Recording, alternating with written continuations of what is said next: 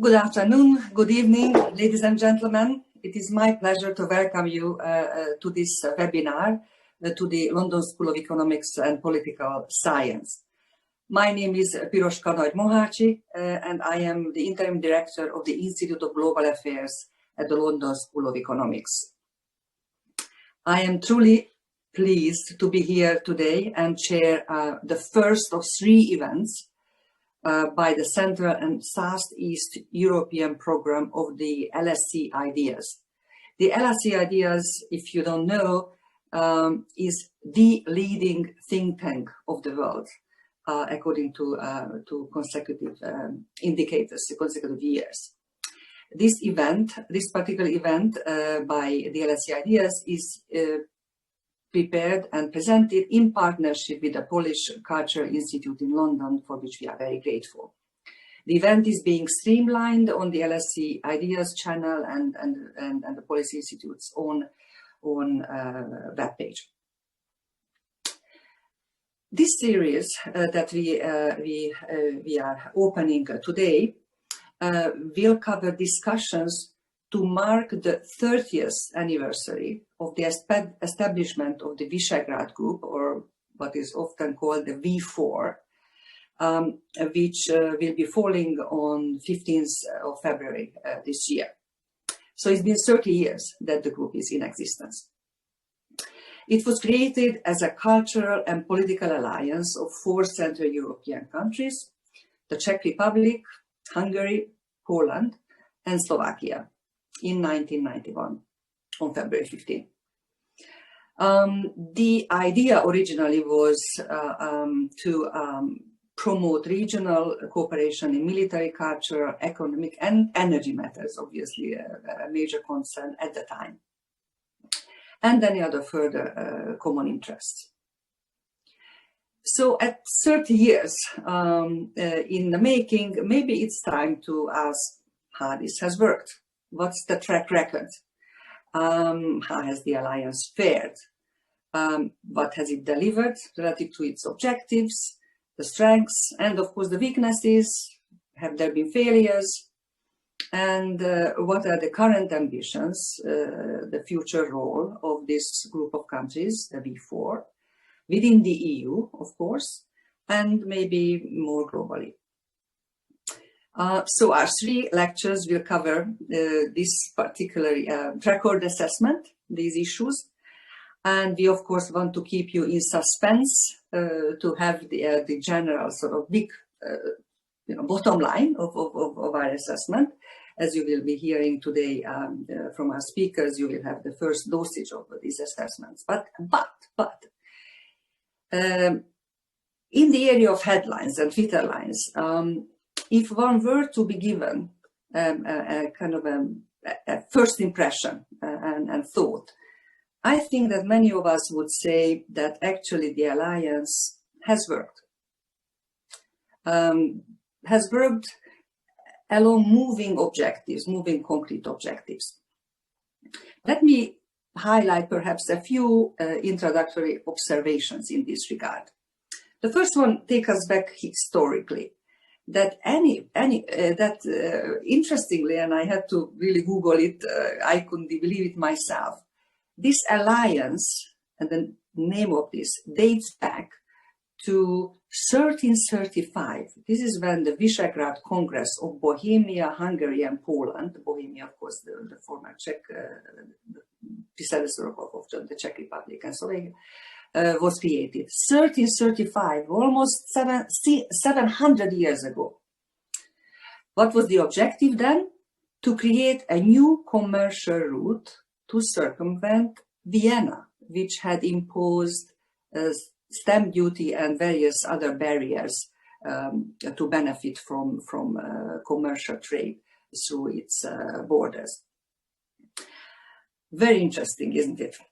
And it was kept alive through the years, then of course massively changed.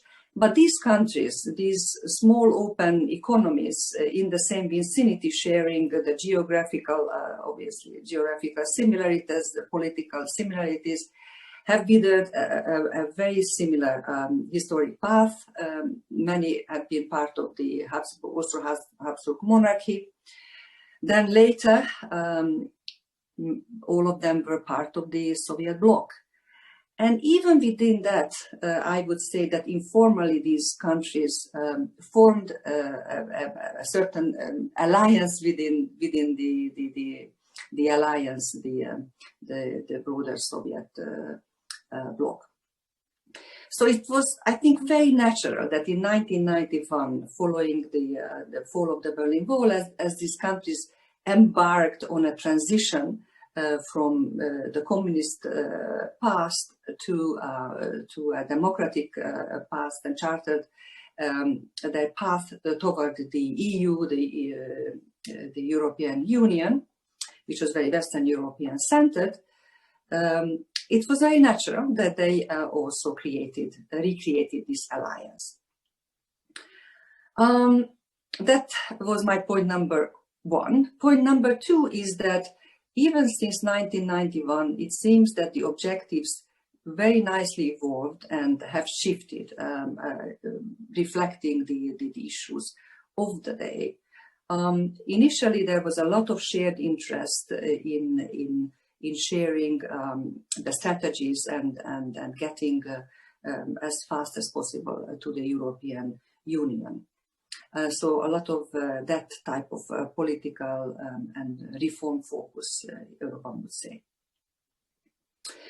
Today, perhaps there are one more unique route that adds to this alliance.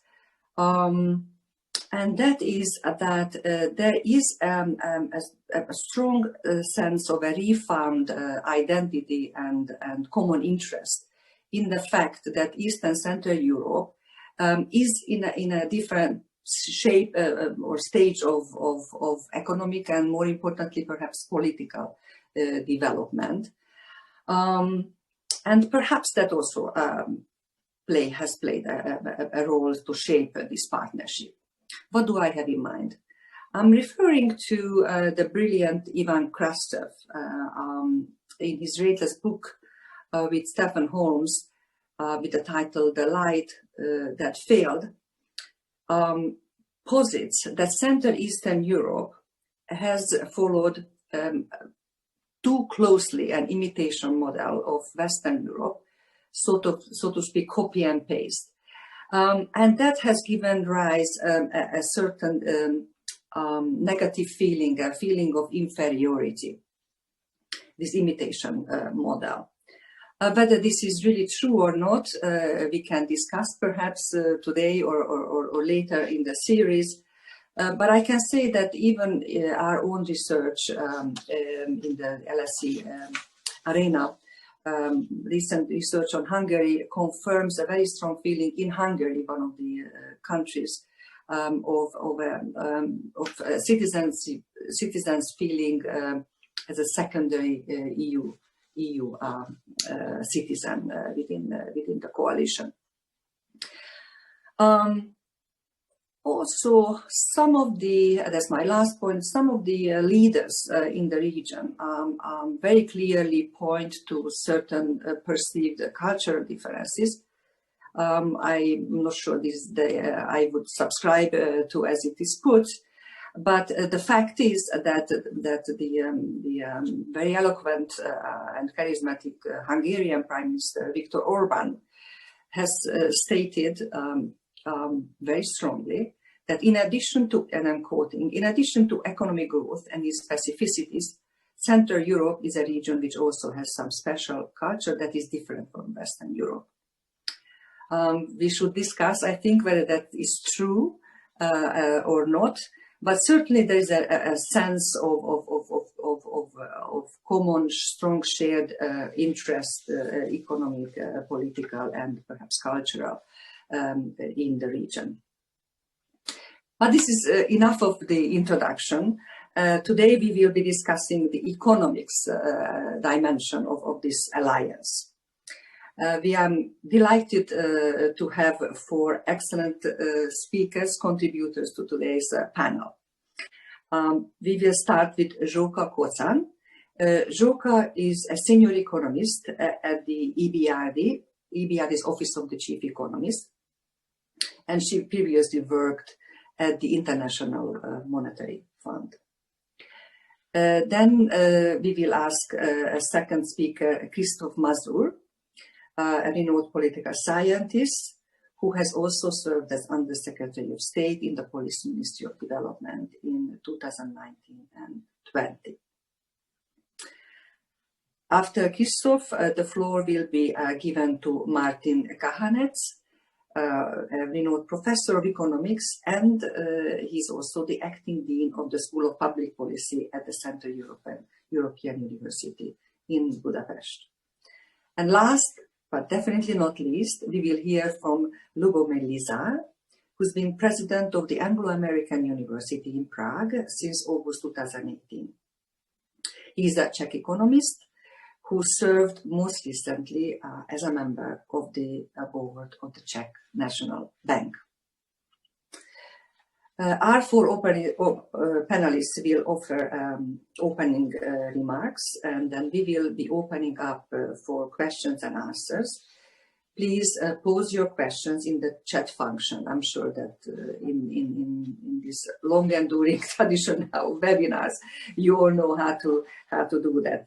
Kindly put your questions anytime, and we'll be monitoring them, and we'll try to address those two panel speakers as they come in. A very few housekeeping matters still. The tweet for the Twitter users, please use the hashtag for today's event as hashtag one word LSE Visegrad at 30. So hashtag LSE Visegrad at 30. This online event is being recorded and we hopefully will be able to make it available also as a podcast.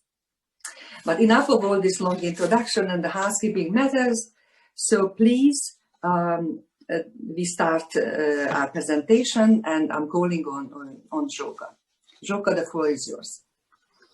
Thank you very much. It's really a pleasure to be here, as always. I will be representing the cross-country perspective here in EBRD colors. So hopefully you can all see my slides now. Yes, very good. Thank you. So I thought I would start by providing an update on where the countries, but more broadly speaking, Central and Southeastern Europe are now in the COVID-19 crisis, both from a public health perspective, but also looking at the economic impact of this. So those will be my first few slides, but then I will look a bit more at longer term trends, focusing in particular on employment. And Piroska has spoken about the shared legacy of these countries. So with that in mind, I will talk a little bit about the decreasing role of the state in terms of employment, but also the role of foreign employment. These being very open economies, this is one of the characteristics that makes them stand out. So let me start with an update on the pandemic. Officially reported deaths from COVID-19 spiked in the last couple of months in much of emerging Europe. This chart, you can see official COVID deaths normalized by population. So here per million, the bars represent cumulative deaths since the start of the pandemic. The diamonds show them for the last 4 weeks. Much of emerging Europe, including the Visegrad countries, had a relatively mild first wave in the spring of 2020. However, cases have really picked up in recent months, as you can see from the diamonds, and this added up to cumulative deaths relative to population as well, so that by now many of the countries in emerging Europe appear to be harder hit than even some of the advanced economies that we hear a lot about in the headlines.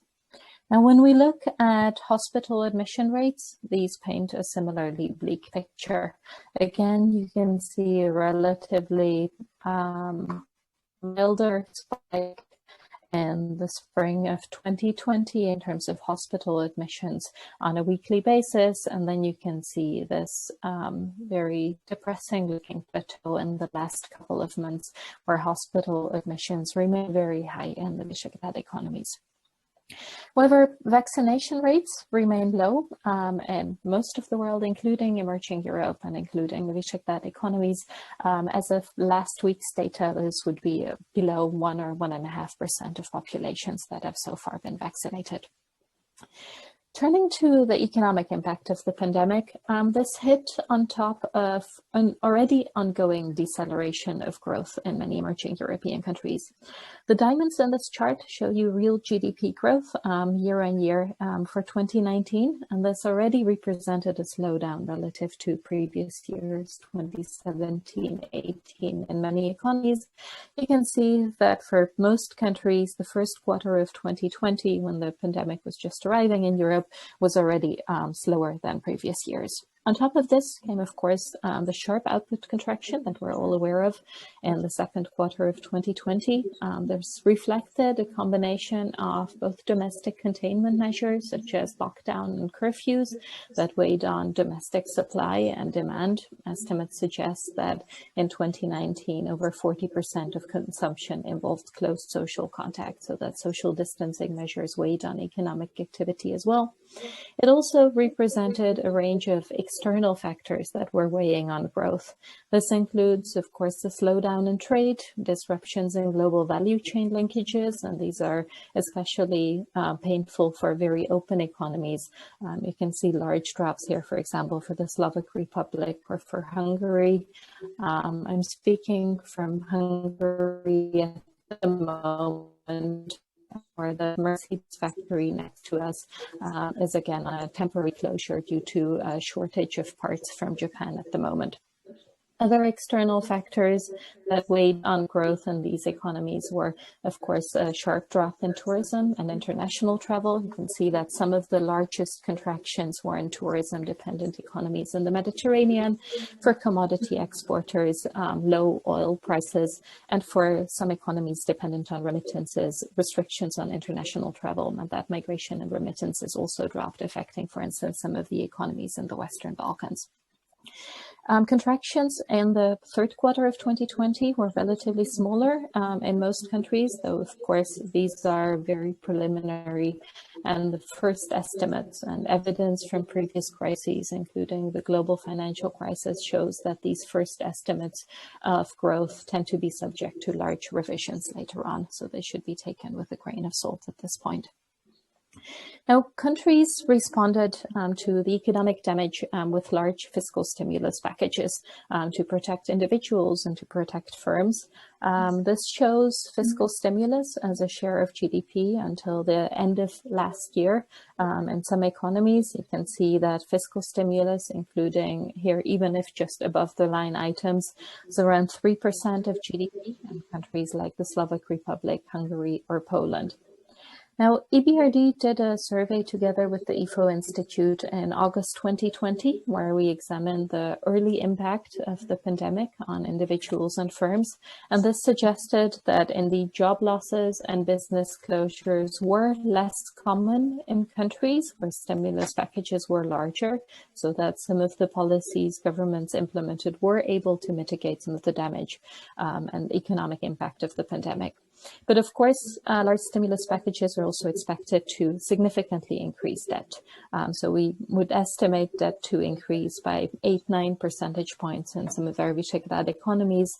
And this is driven by a combination of not only increased spending, but of course also the drops in GDP, so the denominator of this ratio.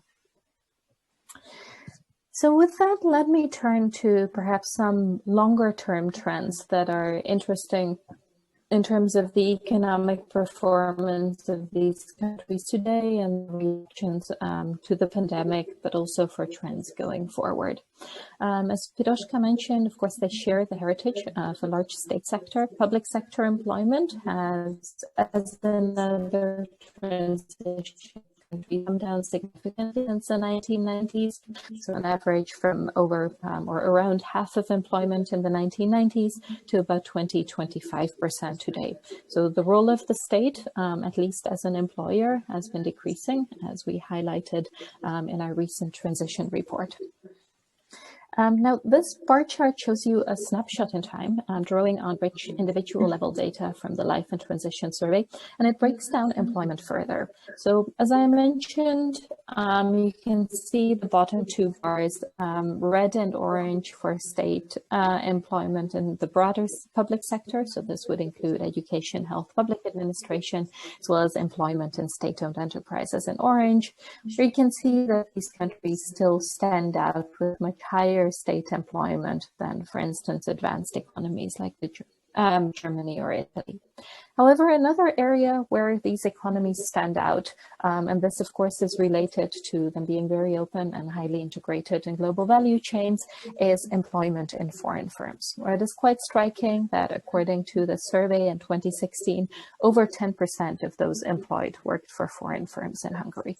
So, well, like much of emerging Europe, these countries benefited tremendously from large FDI inflows, especially before the global financial crisis. FDI inflows were attracted by a skilled labor force that was still relatively cheap, as well as, of course, proximity and access to the European market. It's generated a lot of jobs in this area, but also creates risk going forward, where deglobalization forces may be on the rise and there may be trade tensions among large economies that weigh on integration forces going forward. I mentioned that foreign firms generated a lot of employment in emerging Europe, and this data draws on the Financial Times FDI Markets database, which is a project-level database of greenfield FDI inflows covering almost the last 2 decades in these economies. Now, it is very useful to us because it's project level and provides estimates of the number of jobs created as well as capital flows. What should be noted up front is that this is based on announcements. So some of the numbers I refer to jobs that were either generated or announced, so maybe generated at a future point in time over this period, and that some of the employment numbers may be estimates rather than actual values. But with those caveats, what this chart shows you is the share of employment generated by greenfield FDI, so specifically investment rather than changes in ownership, as a share of the change in total employment over 2003 to 2019. So for countries like Hungary and the Slovak Republic, this would suggest that greenfield FDI related employment generated over this period would account for around 3/4 of the total change in employment. For Poland, this would be roughly around 1/3. This is taking into account the direct impact, noting that, of course, jobs generated through foreign firms may be displacing domestic jobs and competitors, but that additionally they could be generating jobs along the supply chain through forward and backward linkages. Now, a lot has been written on the effects of foreign firms and FDI inflows on the domestic economy, including the effects on productivity, spillovers to domestic firms, supporting export discoveries. What we wanted to do here is look at how foreign versus domestic firms behaved during the COVID-19 pandemic, and this draws on a new wave of the enterprise surveys the BRD did with the World Bank and the EIB. And here you can see that among foreign firms, more firms started or increased working from home arrangements than among domestic firms. And this could be related to a lower number of layoffs among foreign firms as well. I mentioned earlier that foreign direct investment generated a lot of jobs, value added, and supported growth in much of emerging Europe, and that this was especially the case in the run-up to the global financial crisis.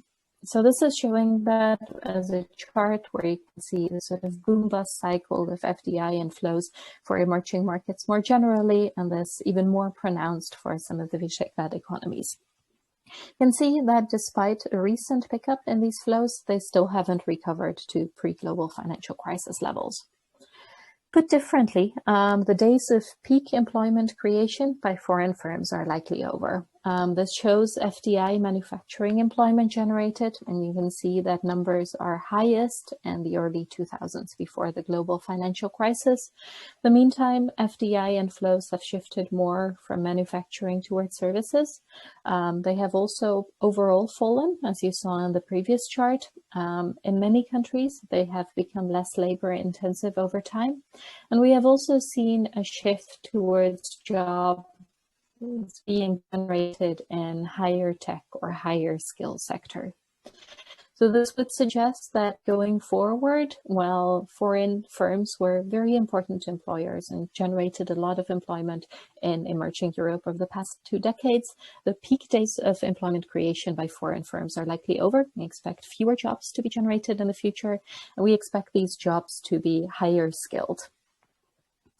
So with that in mind, I thought I would end on the implications of this for regional disparities as well. This is something that has received increased attention, including in some advanced economies in recent years. There is a sense that within country disparities have been increasing between urban and rural areas, between capital cities and secondary cities. So this map, if technology is on my side, will show you employment generation between 2003 and 2019 by location, drawing on a subset of projects for which we see. These are initially very much concentrated in capital cities, most of this being in construction. And you see these scattered green dots appear. This would be the more dispersed manufacturing employment of the early 2000s, including many of it, for instance, in car factories. So this would be largely the Mercedes plant that I mentioned I'm sitting next to. But then in recent years, as flows have shifted more from manufacturing to service, you can see FDI inflows may be more concentrated in capital cities, worsening regional disparities, of course, also in line with the large literature of agglomeration effects mattering for FDI inflows. And then just end on 2 links. So a lot of what I was presenting here draws on our recent regional economic prospects, and we'll have a new one coming out shortly, as well as a number of transition reports, with the latest one looking at the role of the state and the EBRD regions. Thank you very much. Let me end there and pass back to Piroska. Thank you very much. Zsoka. It was a really a very comprehensive overview. I would ask you, if before going further, one question perhaps, if you allow me. And that is, why do you think that the COVID response has worsened so much in this region? What we have seen initially in up to like mid-June and June is that Central European countries, the Visegrad countries, actually have suffered less from COVID impact. But we see a very significant worsening relative to the to other regions, Western Europe included, as demonstrated in your chart, in this latter part, the new period. Is there any particular reason that you can point to that is behind this phenomenon?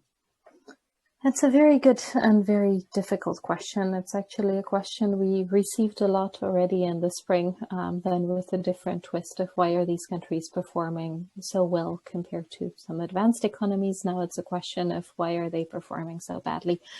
It's a very difficult question to answer. We've been crunching a lot of daily data recently that, among many other things, highlighted how dangerous and difficult it is to draw conclusions based on given snapshots in time. So, for instance, if you look at the ranking of countries in cumulative deaths versus since the beginning of the pandemic versus the ranking of countries in terms of cumulative deaths over the last 4 weeks or last 2 months, these can differ significantly. Including because of the different timing of the arrival of different waves, as well as the timing of different policy responses. Some of the country's relatively better performance in the spring could reflect a combination of relatively early lockdowns together with possibly luck in terms of the timing of the arrival of virus, which came when weather was relatively milder, so it clashed less with other seasonal things. We tried to look at drivers of death rates more broadly. We do see a positive correlation. These are all very tentative findings for now. It's something we're looking at actively, but we do see a positive correlation that countries that have more cumulative deaths since the beginning of the pandemic also generally do worse in the last 4 weeks, even though there is a lot of variation around this relationship. Countries with generally older populations doing worse as mortality rates are higher among the elderly. We do see some, of course, correlations rather than causations, that countries that did more testing also find more cases and more deaths. Of course, the causation could run both ways. We looked at correlations with Google mobility as well to take into account the impact of the lockdowns, where we primarily see that indeed where there are more deaths and more cases, Google mobility has dropped more. And we see larger economic impacts as well, because countries had to react with stricter lockdowns, and even where this wasn't government, including voluntary social distancing. So I think we will continue looking into this. It is very difficult to explain. There is some evidence of cumulative deaths also varying with income levels. And we've seen very different policy responses across countries too. Thank you so much. One quick technical question, which I think several audience members are wondering whether it would be possible that you share your slides with the audience in one shape or form. Maybe we can get some advice through the course of the webinar on this. But let me now turn to Krzysztof Mazur. Krzysztof, the floor is yours. Good evening for everyone. Thank you for the invitation. It's a pleasure for me. Please allow me start with some remarks about Polish situation, and then I would like to conclude with some conclusions for the whole region. I hope.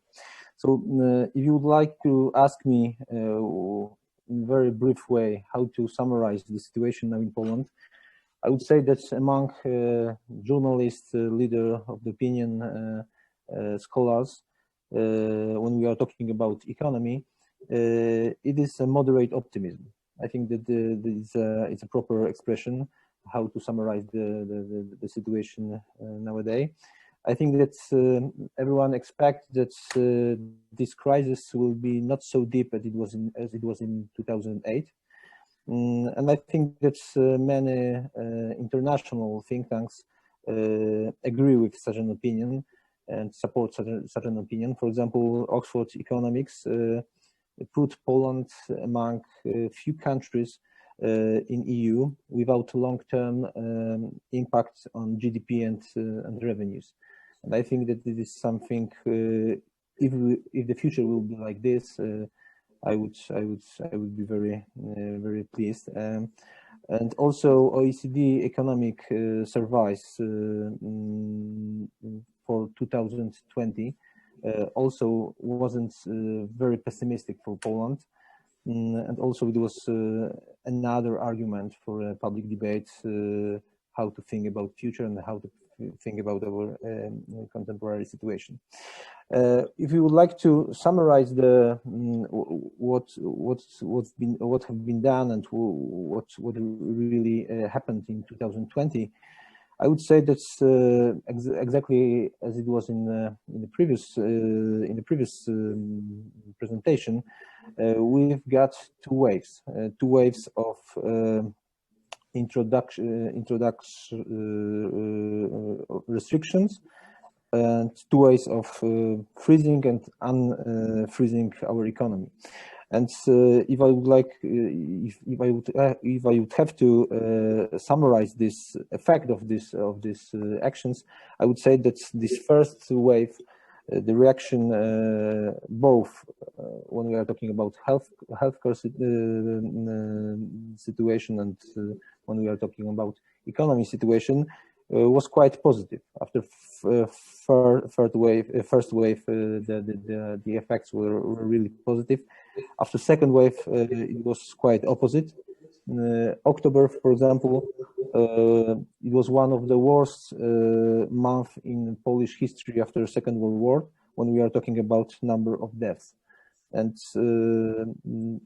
it is a huge question you ask, Piroska, why the effects of the first and the second wave are so different. I think that's my opinion and my answer on this question is that something really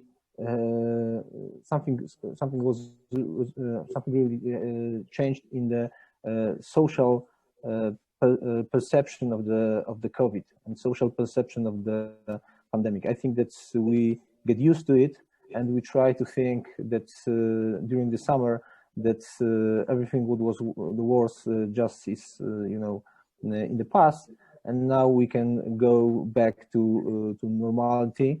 And I think that it was one of the most important factor. Okay, then my third remark will be how our state react on COVID. And I would say that before a pandemic, there were a huge debate about general position of the state.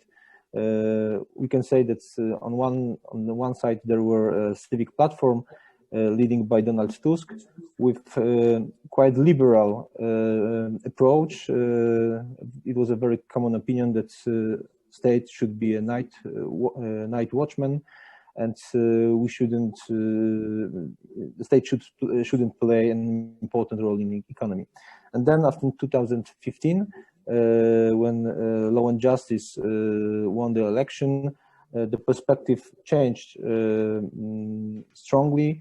I think that citizens, both citizens and government, expect much more active role of state also in the economy. For example, one of the book of Mariana Mazzucato about the state as an entrepreneur were quite popular among intellectuals and among government. And I think that it shows that there is an expectation that state should play much more important role. And we can say that according to this shift, according to this change, Polish state try be not a night watchman during the pandemic, but try to play an important role, not only when the state implements restrictions, but also when there was a debate about the aid purchase and the aid and how to support the economy. And according to International Monetary Fund, this public aid for Polish economy were one of the biggest in the EU. It was 12% of our GDP, and the European average is around 10%. So it shows that somehow Polish state try to not leave alone Polish entrepreneurs, Polish laborers without support. So if you would like to summarize how this public aid was implemented, I would say that there were three pillars. First pillar, where the main goal was to support the labor market. It was obviously some layoffs, redemptions, and surges. And I think that the effect of these actions were quite positive, because our rate, unemployment rate, has increased by 1%. to 6.3%. I would like to remember that after Lehman Brothers and after 2008, the unemployment rate increased 2%.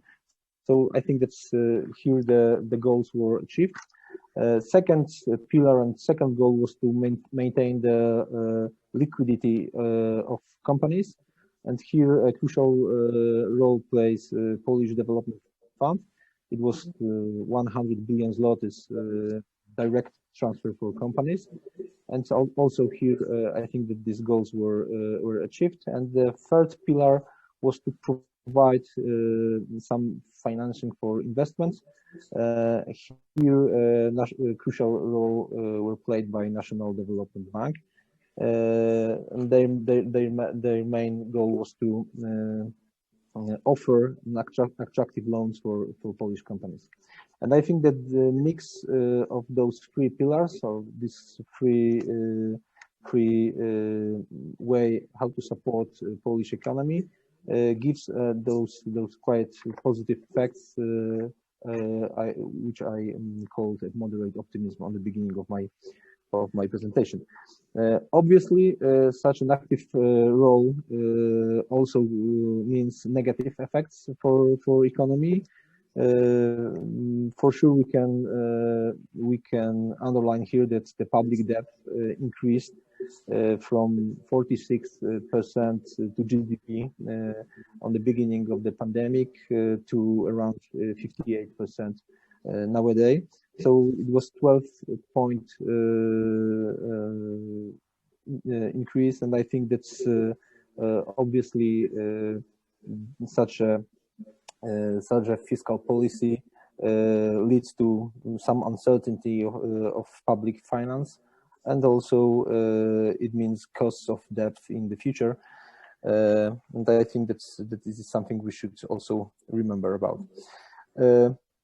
Also, another second negative aspect of results of this policy is increase of in inflation. Now inflation in Poland is around 3%, and I think it is the highest in the EU. Okay, we can say that according to the National Bank of Poland, it should be 2.5. So the difference is not so big, but still we are talking about the highest the inflation in EU. So this is how the landscape looks like, and I think that everybody in Poland expects that 2021 will be a time when we will be back to the normality, and also, as I said, that there will be no long-term impact on GDP and our revenues. But now I would like to, on the end of my presentation, I would like to say a few words about some general conclusions, also conclusions important, as I mentioned, for the whole region. What are the challenges and what are the lessons from this time? I think that there are three. First, we've got a huge challenge how to rebuild trust. I think that the worst what happened during the pandemic, or was still going on during the pandemic, is a huge damage of social trust. Obviously, here we can talk about trust to government, because this government has to act very quickly, sometimes without very good communication to the society. Sometimes citizens think that the reactions were not proper, not sufficient, not also well communicated. And it means that after a year of such uncertainty and a year of somehow a year of fear, we can see that, that there is a damage of social trust. And I think that it is a challenge not only in Poland but in the whole world. And I think that the way how to go back to the globalization when the trust is one of the important factor, and those open economy, as it was said before, when the trust that it is beneficial for everyone, I think it's the crucial point. And second thing, which is connected with this trust, is that we can see that that are some negative aspect of globalization. And as I mentioned, that if we would like to be as much open as an economy in the future as it was in the past, we have to redefine economy, redefine globalization. Obviously, here there are we can mention about the whole debate about strategic autonomy, very hot topic nowadays in EU. We have to talk about supply chains. We have to talk about, as it was mentioned before, those greenfield FDI. But what I would like to underline as the absolutely crucial is the question: do we still believe that such a system is beneficial for everyone? And I think that there are some question marks during this year, which were wide debate in Poland. For example, one of the moments when this question mark was very visible, it was when Polish Development Fund wanted to give some financial support for Polish companies. And there were very long time we expected for notification of public aid from European Commission. And during those days, there were some articles of prominent Polish CEO of Polish companies. Why it took so long? Why we cannot receive support from the state? And I think that it was one of the moment when those question mark was so visible. Another moment is nowadays is about vaccine. In the previous presentation, there were numbers that Poland and Central Europe, before, if you want, we are not so fast in this process. But I would like to remember that and underline that the crucial point in this process is how many vaccine we receive. And during last few days, we received information that one of the global company wouldn't give vaccine in numbers as it was expected, as it was in the contract. And another question for globalization, another question for trust, another question for justice rules for everyone. And I think that is something should be widely discussed. So it's a second. Krzysztof, sorry, I just would remind you of time because okay, sorry. Just to wrap it up if possible. Yeah. Okay. So the last point. So the first was rebuild social trust. Second, redefine globalization. And third was how to show the V4 as a region, as a great place for investment, but not as it was mentioned before, manufacturing, employment, but higher tech sector. I think that's the first challenge.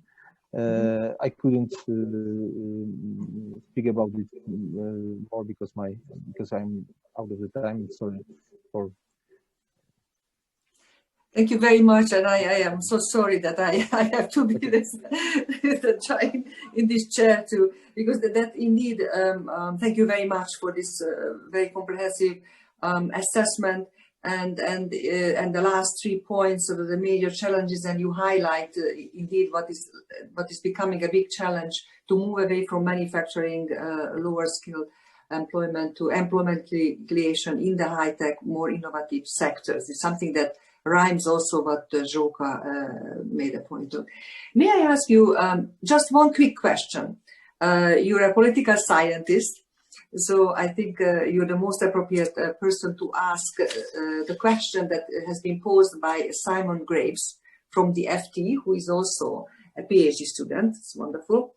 And Simon is asked whether you see any chances that this V4, the Visegrad Four, would expand this alliance and include any other countries to pursue a common interest? Or do you think that this is more or less the format, the membership that what we see today? Just a short answer, since it's on people's mind.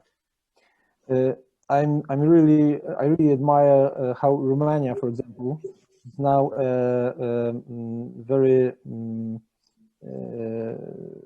very prominent state for IT companies. I think that one of the biggest unicorn in our region, I mean Central Europe region, won't be in Poland, won't be in Hungary, Czech or Slovakia, but in Romania. And I think that it is something we should be aware of. And links, for example, between Poland and Romania on this level, on this IT level, blockchain startups, fintech startups, are really vivid. And from my perspective, we should think about the Central Europe as a broader group of countries. And from my perspective, it's nothing bad to open this formula and to format for other countries. So you see reasons to be more inclusive, even if it's not formalized immediately. Thank you very much. And thank you, Simon, for your question. Please continue to pose your questions. And as you have seen in the chat, if you would like to get Zsoka's slides, there's an email address, and that will be emailed to you. Next is Martin Kahanec from the CEU. Martin, the floor is yours. Thank you very much, Piroska, and thank you very much for the organizers for having me here. If I were to summarize the 30 years of experience of Visegrad countries, the easiest way is to go to visegradgroup.eu. You open up that website, and what you see is a banner which shows a map of the Visegrad Four countries with partly cloudy signs. They are partly cloudy. You see suns and you see clouds. And that's how I see it. Overall, a success story, a lot of sun, a lot of positive developments in the economy, but there are challenges looming. And of course, the key question is, are the clouds coming in and more clouds, or is this, will the skies clear up? And that's my intervention here in a nutshell. But let me go through some stories and narratives, how I see the past decades in Visegrad, and then I give you a little bit on labor mobility and its role, and then I finish with some reflections on future challenges. Very briefly, you look at data, what you see is employment rates growing in all four Visegrad countries in this century, short dips following the 2008 crisis. And so far, so good. Into 2020, only a relatively small decrease in participation. When you look at unemployment rates, it's actually an interesting pattern, because unemployment rates in the region have been peaking every 10 years, early 1990s, early 2000s, and early 2010s, which is not very optimistic for the next 2-3 years. And maybe that's what's going to happen again, a slightly increased unemployment rates. But generally, that's also a relatively positive picture, with unemployment rates recently declining. But we will see how COVID will exactly affect the figures. The shockwave is yet to fully unfold, and my personal expectation is that the increase in unemployment will not be particularly high, and it will be temporary, also depending on how effective the vaccine will be. Look at wages, steadily growing, converging to European Union levels from some distance, of course, but that's also a relatively positive story. Minimum wages approaching 600 euros in all 4 countries except Hungary, where it's 450 euros, also a steady growth. Union membership and density is steeply declining. That's a major trend, major phenomenon that unions have been weakening, and well, their power has been declining. Productivity is steadily growing, highest levels ever. Czech Republic, Hungary, some slowdown since the 2000s, since the late 2000s, still slowly growing, but it's at a lower rate. We see a dip, well, not a trivial dip in 2020 in Czech Republic, smaller dip or some disturbance in Poland and Hungary, but no drama yet. We will see what we get in 2021. The COVID-19 crisis so far relatively modest effects on labor markets, given the magnitude of the overall shock. But what it has done, the pandemic, it has really exposed the weaknesses of institutions, economic, labor market institutions, and governance. And we will see how exactly that will play out in the coming months, and what will be the overall effects eventually. Overall, the last 3 decades, the overall picture looks good. What we also see that, well, the levels have been improving, but also more recently, what we see is that there is growing resilience to economic shocks. The markets have, in spite of the weaknesses I mentioned, there has been a positive evolution of institutions and coordination mechanisms that are helping these countries to be more resilient to economic shocks. However, and this is now some clouds on the horizon, the demographic trends are not very encouraging. We see a relatively steep population decline in Hungary, some decline in Poland, Slovakia, some growth but slower. And Czech Republic shows an interesting pattern because formally it had been already declining, but then population growth has re-emerged over the past about 10 years or so. Yet there is there are some additional demographic challenges: steep aging, increasing old age dependence ratio, and weak educational institutions overall, generally speaking. Much of it unreformed and in dire need of reform. What we also see is relatively low labor mobility within these countries. Primarily, one of the key factors being high home ownership rates. Slovakia, Czech Republic are at the top of also Poland and Hungary pretty high, but Slovakia especially high, topping in the very top of the European Union in terms of home ownership rates. We do see significant out-migration, especially young people, and also generally negative stance towards immigration. So that these demographic trends are limiting the economic potential of the Visegrad Four countries. A little more on mobility, labor mobility. Especially Poland and Slovakia lost significant numbers of young and skilled workers in the post-enlargement period. Then it has sort of kind of wave which slowed down since then. Czech Republic never was a major source country, and Hungary initially not so very much, but it's a kind of late comer in this, and more recently had been the source of significant migration flows recently, I mean, a few years. Out-migration is relatively skilled, young, and strongly attached to the labor market. But it's also downskilling. So it's these migrants from Central Eastern Europe when they work in Poland, Austria, in Germany, Austria, UK, etc. And they are working in occupations which are below their formal levels of education, which adds to the demographic challenges.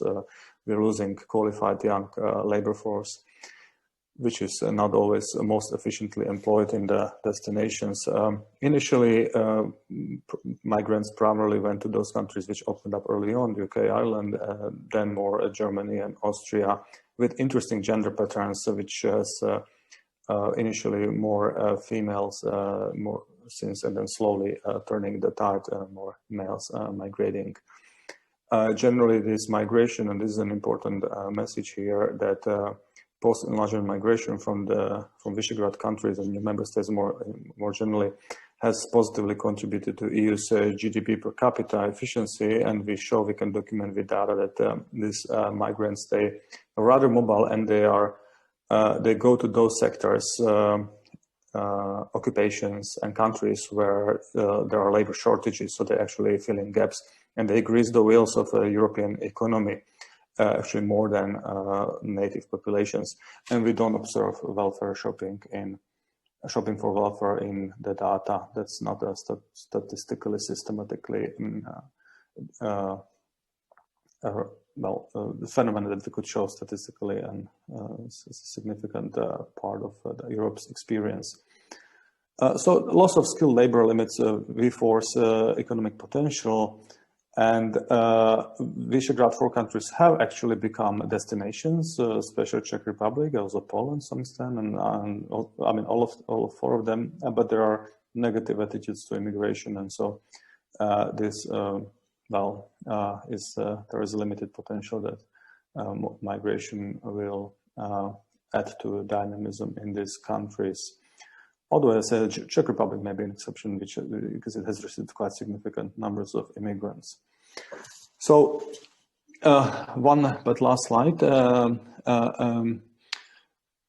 In light of these demographic changes and developments, the relatively positive recent labor market trends in employment, unemployment wages may in fact, well, as positive as they are, they may in fact herald a problem in the context of those the demography, because there are signals that the low-hanging fruit is already gone, and labor shortages are, and that's what we hear from HR managers.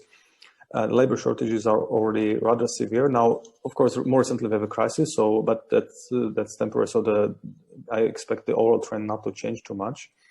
Labor mobility is low, and and cross-border mobility is not very much wanted.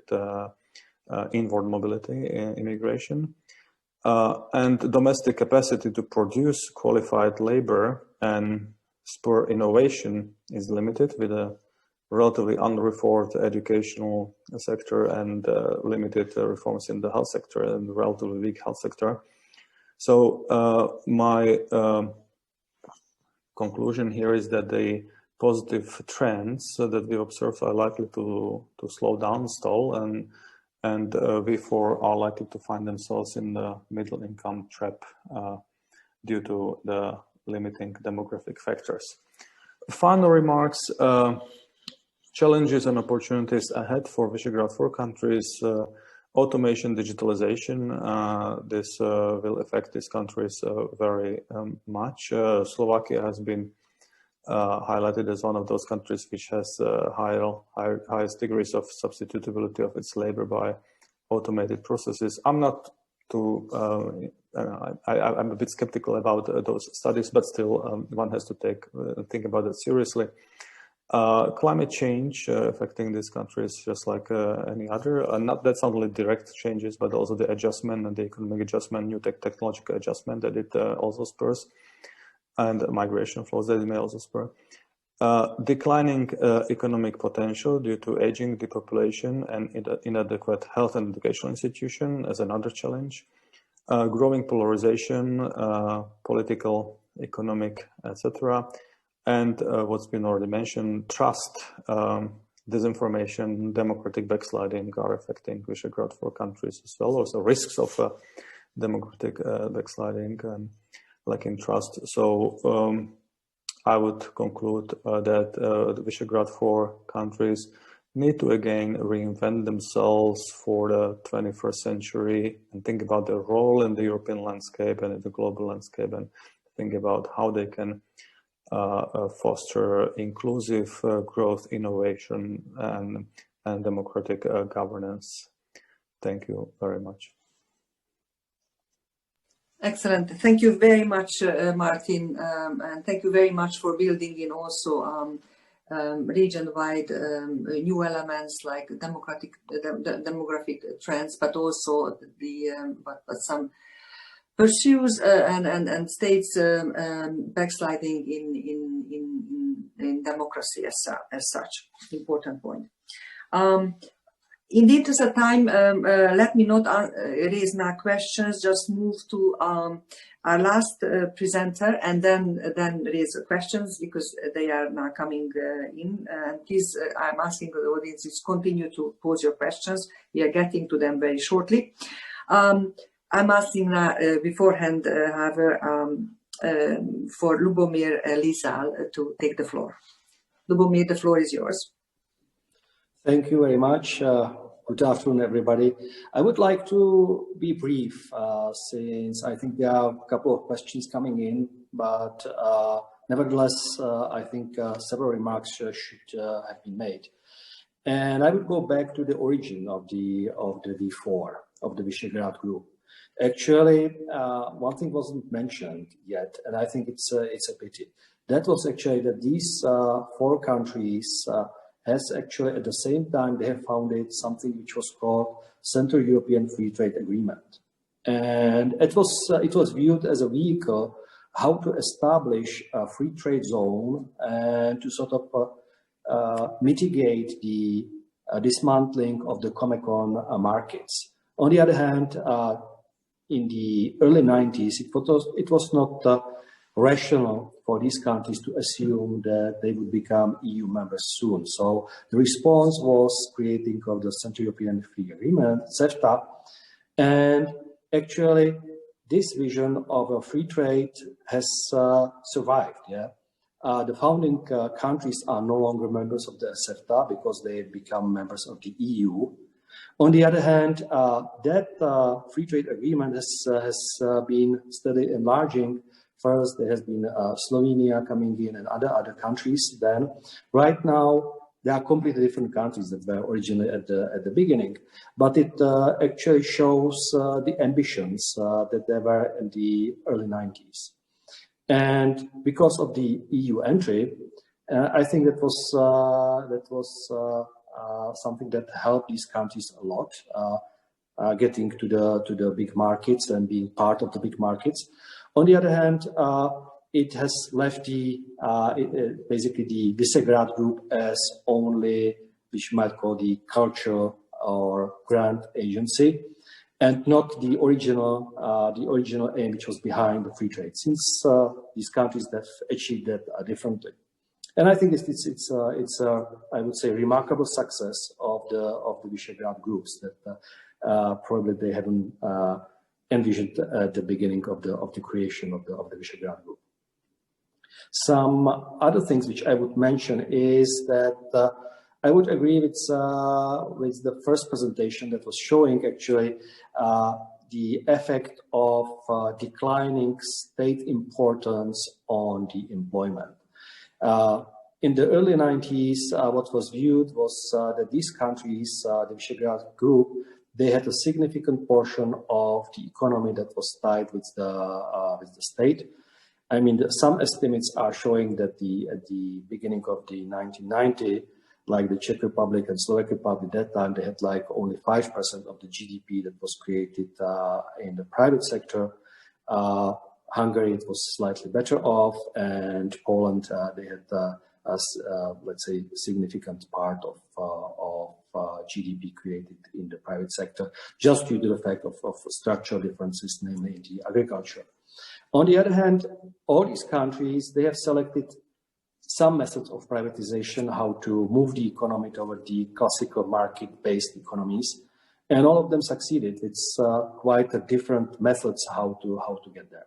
So I think within 10 years, all these countries had the majority of the GDP being in private sectors, and they were ready to enter the EU.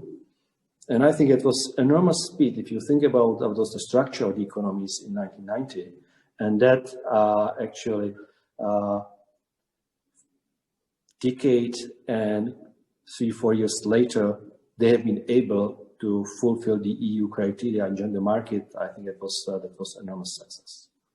What we also see during the period of the 90s and later on as well was real economic convergence. That these economies, they have been growing economically, and the gap between the old EU 12 and these countries, that new entrants, has been narrowing.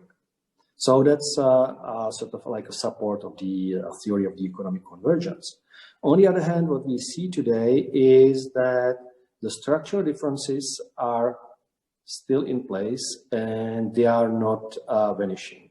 So it shows that while the economic convergence might be fast, the structural convergence is not happening. And this is some of the arguments that might be used in the debate of the appropriate or not appropriate usage of the euro currency, and that's actually in these economies quite often used.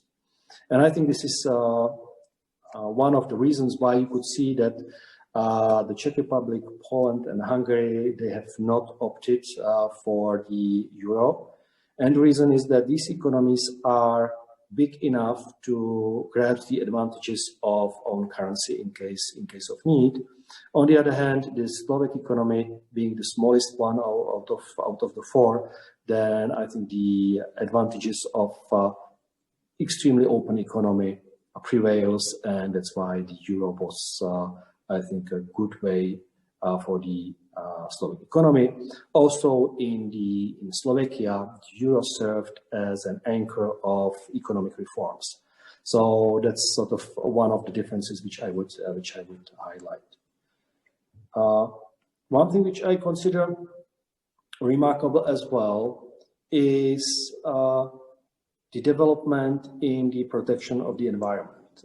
When you look at the emission figures of the sulfur dioxides or the dust in the Four countries in 1990, then you could see enormous amounts of emissions, and within 10 years, these countries were able to cut these emissions to 1/10 of the original. I think that was one of the biggest help in prolonging the expected lifetime, since the outside the environment has improved significantly, and you could see it. Basically, just for the listeners to have an anecdotal evidence, in the literature you could see you could read about the London fog in the beginning of the 20th century, or during the coal burning period, when you couldn't see the people. So actually there were regions where in the late 80s you could have similar effects, that the pollution was extreme. So this is something which has vanished, and I consider to be also one of the biggest advances that have been made. And since I would like to be brief, let me just end with maybe a provocative note, and this is about the future. I think that the V4 countries have a natural partner in the EU, being the UK, and the UK has left the EU, which sort of shifted the balances in favor of the Eurozone, since right now the countries that do not use the euro, they have much weaker position than they used to have. And they have to learn how to work within the EU without having the natural partner, I would say, the UK, which was also focused on free trade heavily. And this is why I've started with the note on the CEFTA agreement, since that was something which was at the roots of it was like the cornerstone of the before the ambitions. And since the UK was also was heavily focused also on promoting the less regulation and more of the exchanges, then I think the EU might look somehow differently without the UK than it's used to be. So thank you for the time, and that was my introductory remark. Thank you very much, Lubomir. Even though patiently waiting for the last to speak, you brought in very new elements, highlighting some differences and also your vision for the future challenges after the Brexit has taken place. Thank you so much. Now let's open up the questions as they're coming up, or continue rather. The question that got actually the most votes from you audience is from Bo Yi Lee, who is a PhD candidate at King Business School. And he's asking whether you think that there will be more economic cooperation between the V4, Visegrad Four, and Asian countries in the near future, and in what instance.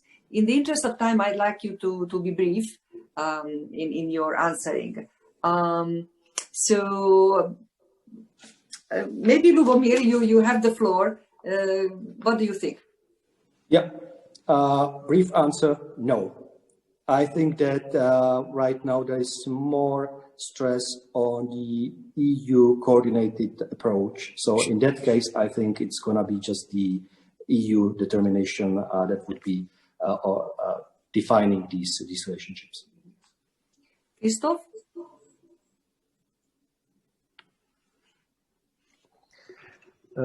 It's a difficult question because Asia is a huge continent, and I think that what is visible is that approach for Chinese investment in Europe has been changing, and I think that is something what is play an important role.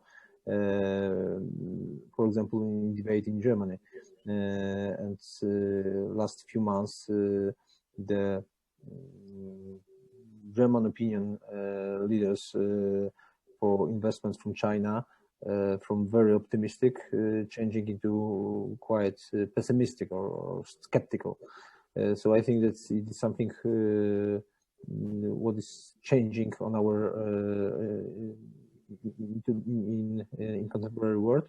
But on the other hand, for example, Korean investment in Poland, I think that they play a crucial role. For example, around Wrocław, there are some global Korean high-tech companies which started another grassroots factory, grassroots investment. So I think that it is difficult to answer yes or no because, as I said, Asia is the huge continent, and it depends on which countries we are talking about. Thank you. Thank you very much. The next highest ranking question is from John Mason, and like to ask this from Zsoka and perhaps Martin. This is, will the trend in job losses and closures, EU business consolidations lead to a labor market in the Visegrad Four, which is much harder for people in terms of real wage increases and the like? Maybe I can put it a little bit broadly, expand a little bit the question and ask what you both have alluded to, but to go a little bit deeper on the future of work in the region.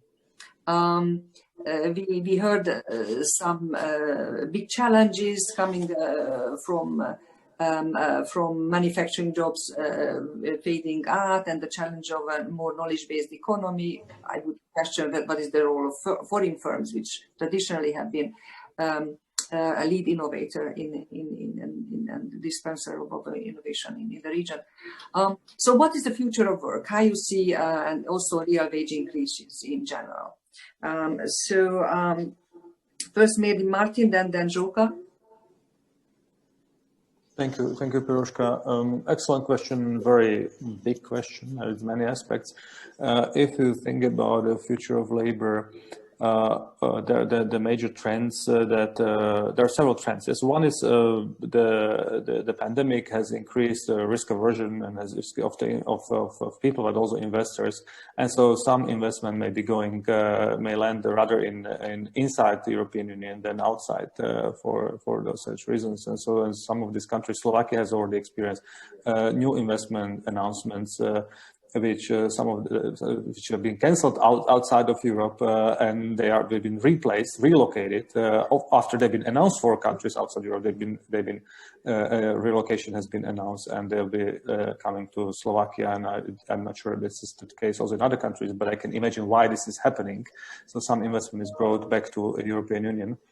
Then the major trends like automation, digitalization, etc. They will. I'm not so much worried about whether there will be jobs. I believe in, and that's been shown in the data, that labor markets adapt to new conditions rather. In spite of the frictions and unemployment, eventually they adapt and adjust to new situations. But what is a major challenge is the distribution and the polarization in labor markets and inequalities. And then one of the key challenges for these countries is keeping social cohesion and keeping all parts of the society participate in prosperity, so to say, and in growth. Let's leave it at this reflection on the question, and I hand over to Zsoka. Okay, great. Zsoka? I would agree with a lot of Martin's points. I think job creation going forward is one of the key challenges for the region. I think, putting it very simplistically, the region moved from the state as a key employer to foreign firms as very important generators of new jobs, with, as was mentioned before me, the sort of safety valve of immigration, where we did see a lot of young people, including high-skilled, emigrate, which of course kept domestic unemployment rates low, but also weighed down growth potential. I think maybe if I could just bring back the previous question on Asia and links to Asia as well, where I think that to the extent that such links will strengthen, it may be with a twist. So when we were looking at the Greenfield FDI data, we looked at links with China and inflows from China and other emerging markets more broadly for the whole EBRD region, so including emerging Europe, but also Central Asia and the Southern and Eastern Mediterranean. We saw was indeed a significant increase in inflows from China since 2013 and the start of the Belt and Road Initiative, much more so in Central Asia and parts of the Western Balkans than in the Visegrad countries. So I think China's share of Greenfield FDI in Poland is less than 1%. But one of the things that came out of this that I thought was interesting looking forward was that while projects from China were typically larger, they were less labor intensive than those from, for instance, Germany or the US. So they created fewer jobs per $1 million invested, which of course is consistent with many of these being in extraction and resource seeking areas. It's also consistent with China's comparative advantage at home of having already access to a large pool of cheap labor there and not needing to go abroad for this. And maybe let me end there. Okay, great. Thank you so very much. One more question which got a lot of votes is from Buz Gultekin, who is a master's student at the Middle East Technical University. The question relates, invoking the cross orientation model and the drawbacks coming from that. The question is something that we haven't really addressed, and what is the perception and the impact of the EU recovery funds and the resilience loans and grants on the relationship between the countries, Visegrad countries, and the EU? Of course, we all know that there have been political tensions that were resolved between two of the Visegrad countries, Poland and Hungary, and the EU, when a deal was struck in December. to go to move ahead with the budget and the recovery fund usage with certain conditions on linking these the use to the rule of law, or clarifying perhaps that particular condition. So there has been a compromise, but I would like to ask actually all of you for a brief view on the impact of EU recovery funds availability now, and the perception and the political views in these countries, and the impact on the relationship between, if you want, Brussels and the V4. So whoever wants to start, Lubomir, I call you on this. Okay, thank you. Well, I think it more depends on the situation in each country. Since, you know, when I look at the history of the cohesion funds, how these were used, then you could see quite significant differences between the countries how they were able to use that. And my impression is that actually Czech Republic wasn't good enough in that, but that might be just our own disadvantage in the Czech Republic. So I would say that these funds could be used wisely, which means they could help to create new jobs and move the economy forward.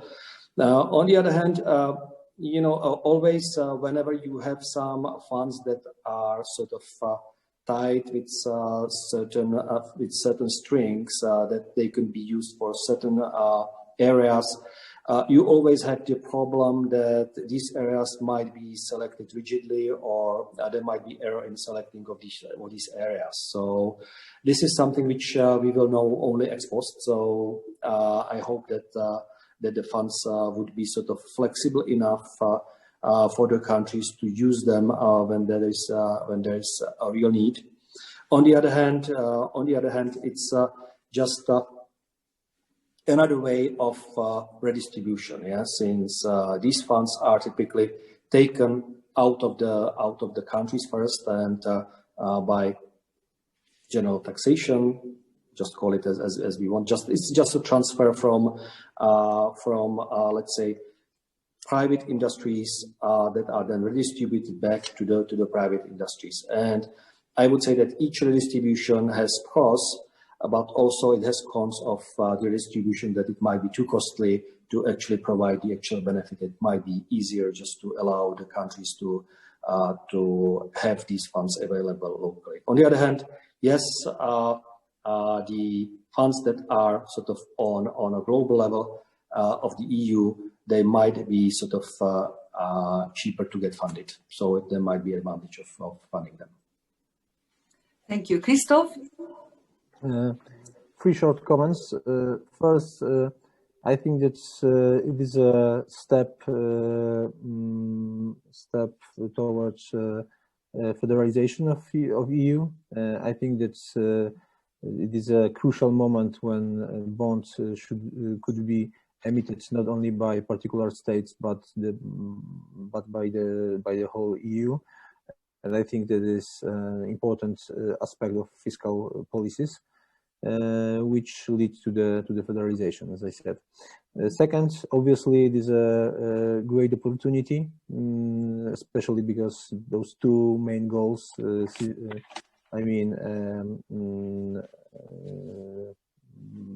green economy and digitalization. I think that those both goals are not only goals of the whole EU, but of the V4 countries, or each of our countries in particular. So I think that those funds will support development of the region. And third comment, I think that we are not aware enough that the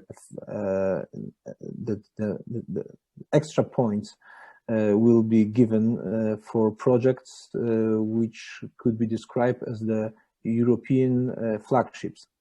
It means that in Poland we discuss what should be on our list of the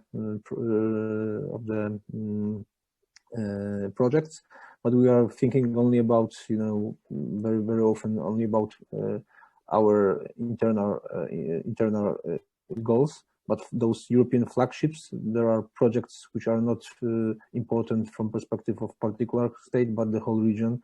And I think that it is a great field for cooperation between the four countries to create projects which should be treated by Brussels as flagships for the whole region or for the whole EU.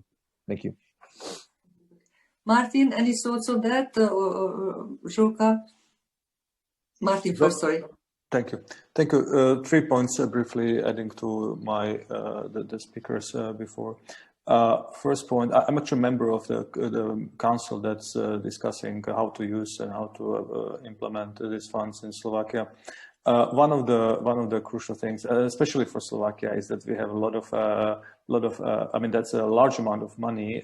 Plus, we have some unspent money from structural funds and EU funds, and so this is a huge amount of money which we need to invest in a coming few months, years.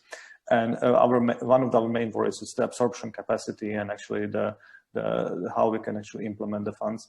Second thought is that this money is temporary, so it's one of opportunities. So what we are thinking about is how to use it in a way which elevates the country to a higher productivity, higher technological innovation and more efficient economy, which is then sustainable, yes, in a way which is sustainable even without, after the funds are gone. And as a scientist, I'm always thinking also about some kind of hidden effects, which is that these funds may crowd out. I mean, if there is a risk that the funds will crowd out some other investment or some other government spending, so they'll be actually replacing other spending by governments, and so the net effect may be actually in such case lower than what it would be otherwise. Other than that, the reception in Slovakia, general reception is positive, and these additional funds are seen as an opportunity to elevate the country to a higher production possibilities frontier, if I may say so. Mm-hmm. Okay, excellent. And Zsoka, finally? Very briefly, from a purely economic backward-looking perspective, these countries, of course, benefited tremendously from EU funds, to the point that, with a little bit of exaggeration, we could say that the pattern of some of these countries' growth rates is basically Germany's GDP growth rate with a residual on top.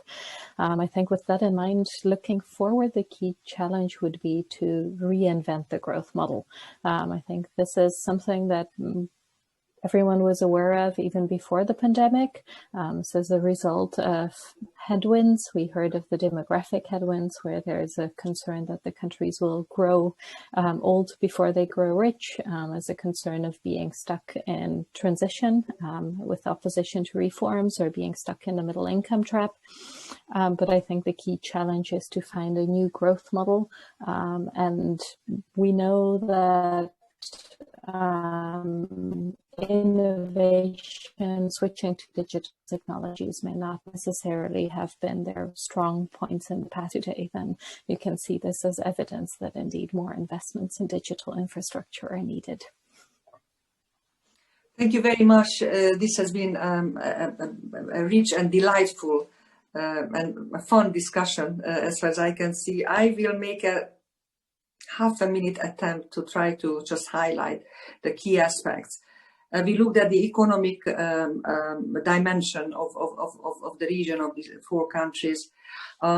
Necessarily through the short-term pattern of the COVID crisis impact, this is unavoidable, but also, as Zsoka said, also the longer-term impact.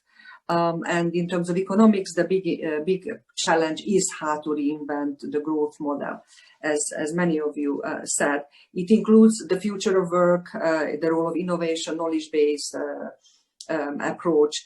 It does include the demographic trends and the impact of what is there, the negative disposition toward migration that would ease up labor market conditions. It does include, as several of you mentioned, the role of the state, as Krzysztof said, should we think about the Mazzucato type of entrepreneurial state that stays and has a higher impact as a result of the COVID impact, or should be a little bit more worried about the state overstaying, not only in terms of the policy package, but also through state banks and the like. And let's hope that the incentives are more toward a benevolent entrepreneurial state in this regard. You mentioned building trust, rebuilding trust. This was very important, both in building social cohesion, as Martin mentioned, and also fighting disinformation as a challenge. And finally, you all alluded to the future of this bloc. Our audience was very much interested in this. Will there be a possible expansion, perhaps, into a V5 or so? Or how should the V4 itself, the bloc, reinvent itself? As Lubomir said, there's a new challenge in the sense that the natural ally, if you wish, the UK, in many respects, free trade, less regulation, is now not part of the EU, and that rebalances economic approaches a little bit within the EU, and how the bloc can really reinvent itself in this new environment. The London School of Economics, which hosts this event, sitting in London, in the UK, I think we can say that let's hope that the UK will rapproche and will not have left forever, and that the challenge in this respect will be a really objective rebalancing as such. I want to thank you all for very much, Zsoka, Martin, Lubomir, and Krzysztof. You've been fantastic panelists. Thank you for the audience for staying with us over 90 minutes, sitting there and being engaged with us. Thank you, and then please tune in for the next of the series that will be on February 15th, and that will be a cultural event. So we shift, blessedly, we shift out of the economic concerns, and we will see the region's cultural contribution. The title is Seeing Central Europe, Theatre and Film in Visegrad Countries. So Monday the 15th at 4 p.m. will join us. And again, thank you all, and thank you to the audience for a wonderful exchange and discussion. Thank you. Bye. Good night. Thank you. Thank you very much. Thank you.